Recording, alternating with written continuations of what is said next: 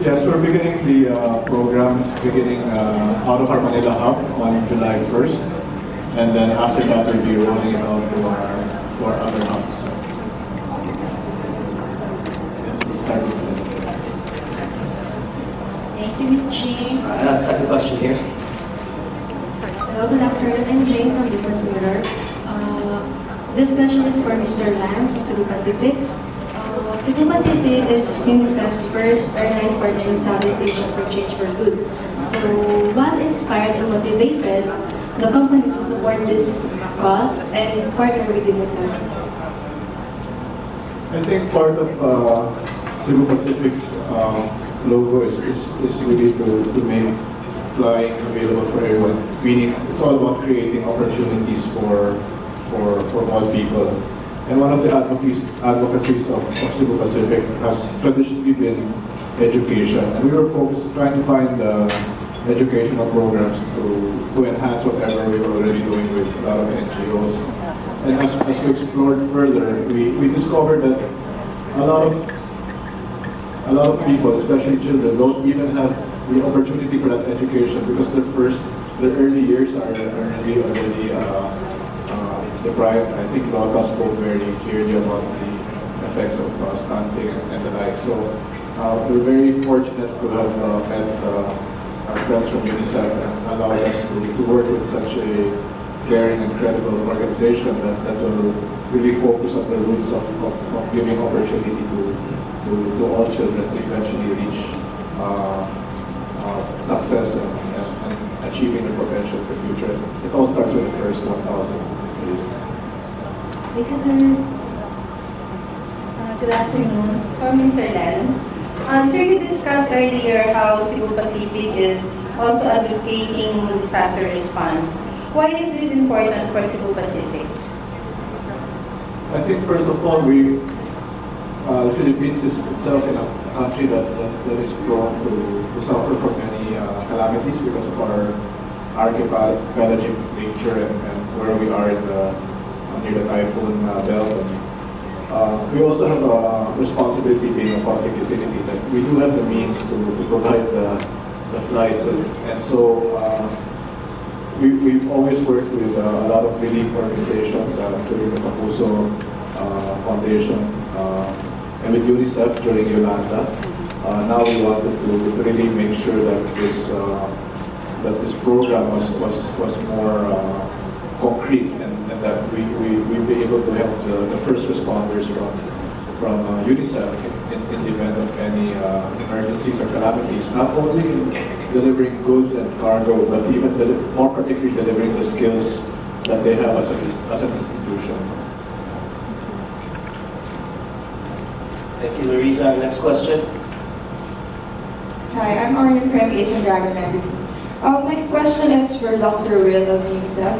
So I just have to ask, a lot of people tend to underestimate or aren't aware of the importance of the first 1,000 days in a child's life. So can you please tell us again how important it is and how big its impact is in a child's life?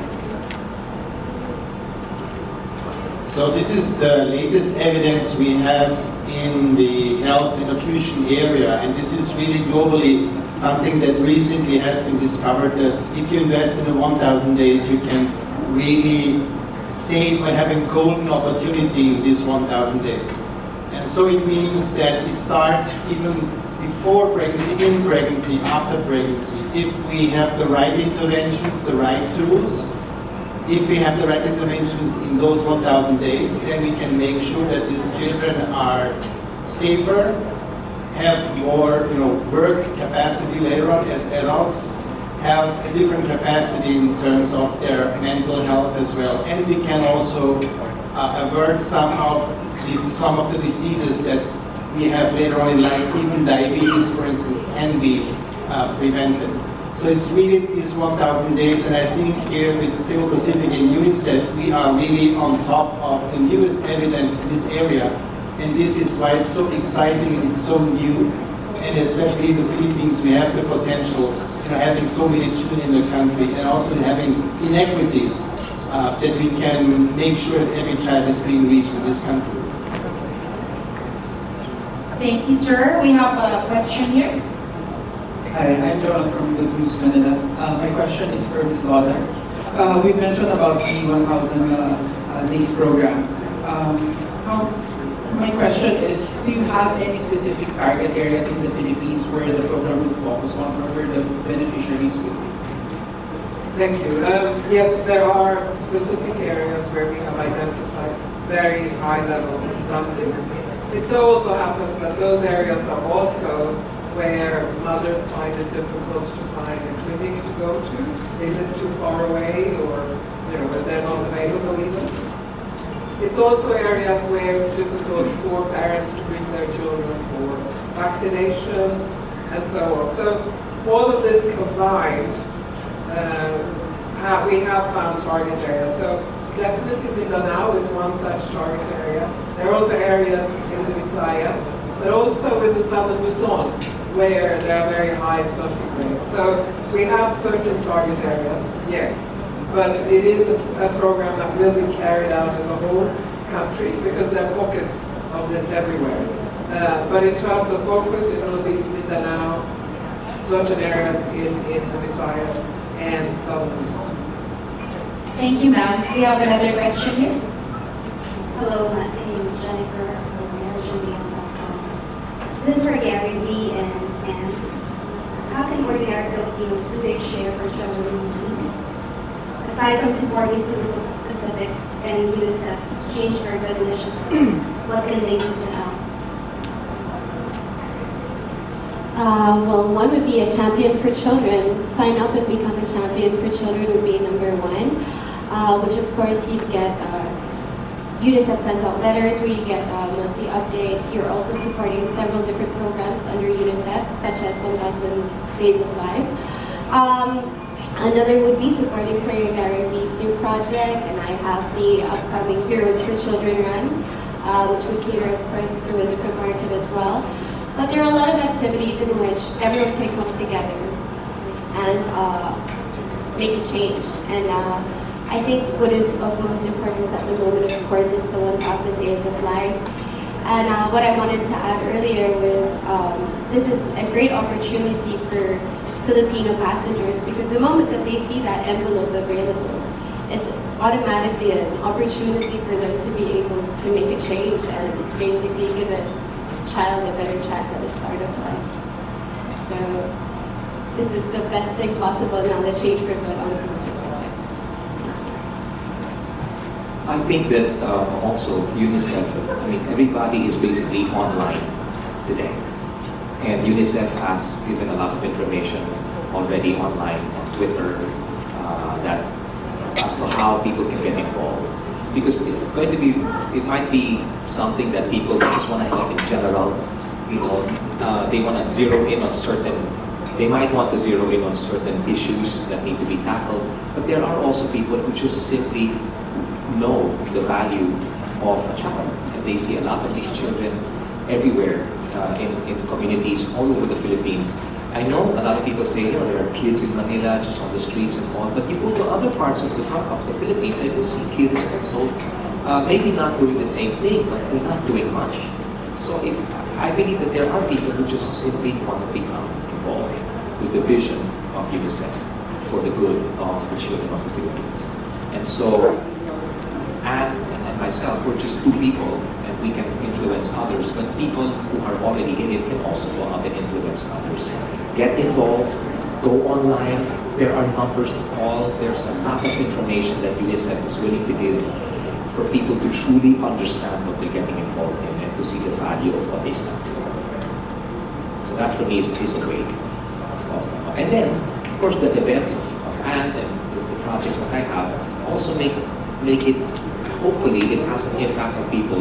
Now, it doesn't have to be a burden to help people. It can be done in a joyful way because that in the end is what you're trying to give to children anyway, and the families also, that of the children that we are trying to reach. So putting all of that together, I think that this is a good start. It's a change for good, and I think that as it continues and progresses, people will capture what I'm saying as they become a part of Change for Good. Sir, we have a question here. Hi, spare change something. Is that how the mechanism works? The flight attendants will have a large envelope Yes. that they will go around with. Yeah. So like Lance said, it will be like, you know, Sunday church collection. But yeah, some airlines have a little envelope in the pocket in front, and you pick up your change and you put it there. But I think the way that Pacific is going to do it is going to be much more personal, because then the passenger also has the possibility of asking the crew, what is this? Why should I give money for this? And so you have that interaction, and I think that's much, much better. Okay, so another question is, what if a passenger would wish to give beyond spare change and would want to be engaged in a more sustainable way to UNICEF? Do you have a mechanism wherein the flight attendant can explain how other programs of UNICEF and how these people or the passengers can help in a long-term basis? Yes, actually on the front of the next seat, or the back of the next seat, there will be a small sticker with a website that they can go to, or they can go to UNICEF Philippines, and there is they can click on donations, and they have several options to do different things there. So yeah, there are many different ways of donating. Thank you. Thank you, ma'am. We have a question here from Mr. Ellie. Hi, good morning. Hi, good afternoon. I love the songs of Sir Gary. To do better if I'm not so song. So for Sir Gary and Anne, what is the best thing about being a UNICEF supporter and being an advocate for children? And also, what are the costs that are UNICEF taking? One of the great things is being able to use myself as an instrument to raise awareness about all the different issues that should be tackled towards children. Why is it close to my heart? I don't know, it's just something, it's just innate, my love for children and wanting to help them. It's just very sincere and genuine that, you know, it's just something that I want to do. You know, it's something I'm very passionate about, which led me to writing my very first children's book for UNICEF, which was Anita the Duckling Diva. And that will lead to something that I'm very passionate about, education for children. Of course, early education. So, you know, it's just the love for children that drives me to do all of these things. So run, write a book, visit, do field visits. It's something I'm very passionate about, and regardless if I were an advocate for children or not, I'd still be very active in doing my part in helping children. I guess with me, one of the well, you know, in order to just to satisfy your request, in that album that's coming out, Anne is going to be a part of it. So for those who are here, we will gather together and we will get to hear her do what she loves to do too. With regard to what really stands out to me, it's when, as an individual, as Gary Valenciano, I go to a particular place. And of course, the natural reaction of people when they see a celebrity is to react. Screams and whatever, and they reach out to you and all. But then you go beyond that with a song. And you get to go to a level that becomes very intimate, very real. And when you speak, they don't just remember it as a moment of a day, but they take home that message and it becomes a part of their lives. It really, really moves me when I go to a particular place and I see statistics, you know, how UNICEF has helped the local community to find out how many women are breastfeeding, how many are doing this. You know, I went to a place not too long ago where children were able to map out, actually students from UP were able to map out an entire area that would determine where it would flood if it rained and all. And apparently, you know how people rush to schools? The school was the one that would get flooded the most. And then you see children explaining to me, okay, on this, it was a huge map.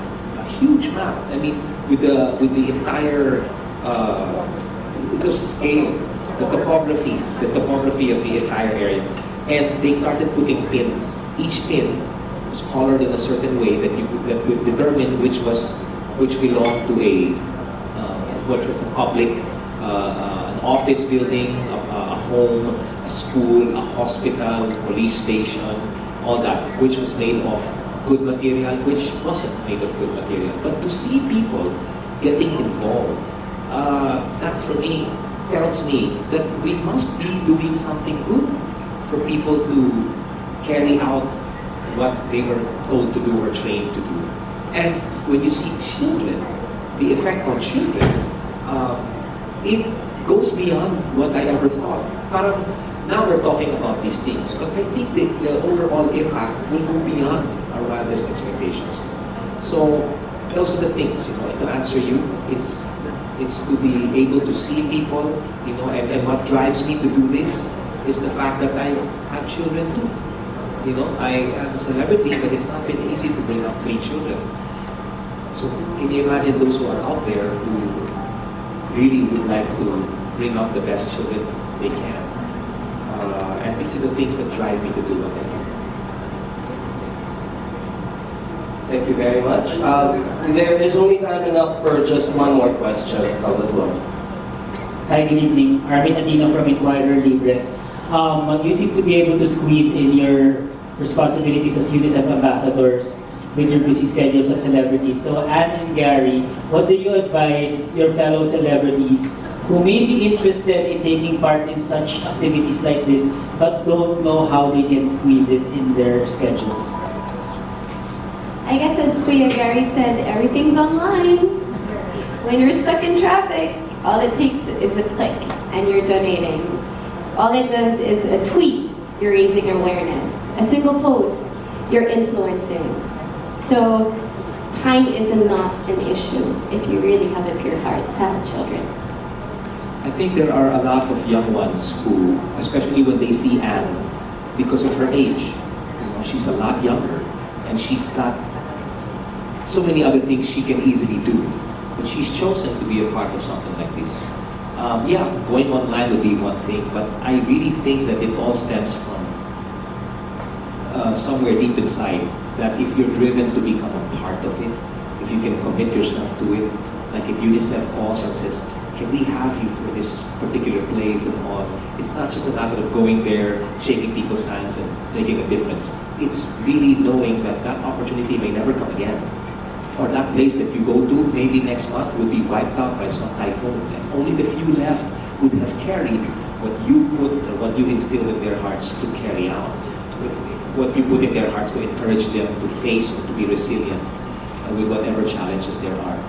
Once these young ones, or once any artist in the industry has this, whether it's an actor, singer, comedian, whatever, host, a newscaster, once they have this, that's where it starts. When it's there, then you go online, then you find out how you can get involved. It's not just a fad. It's not just something to make you look good to other people. It's something that really makes a difference. Long-lasting, eternal impact on people's lives. So you really need to think about it. And if this is what you want to do, then you go for it. Because all of us at UNICEF will be supporting that, we'll be standing together as one. And you're welcome to join. You have to make sure that this is what you really want to do, and this is what you're called to do. Thank you so much. That's it, ladies and gentlemen. Thank you to our esteemed guests, and Mr. Lance, Olta, Dr. Zek, and Gary. Maraming salamat muli. So if you have other questions, maybe you can ambush them after. Thank you very much.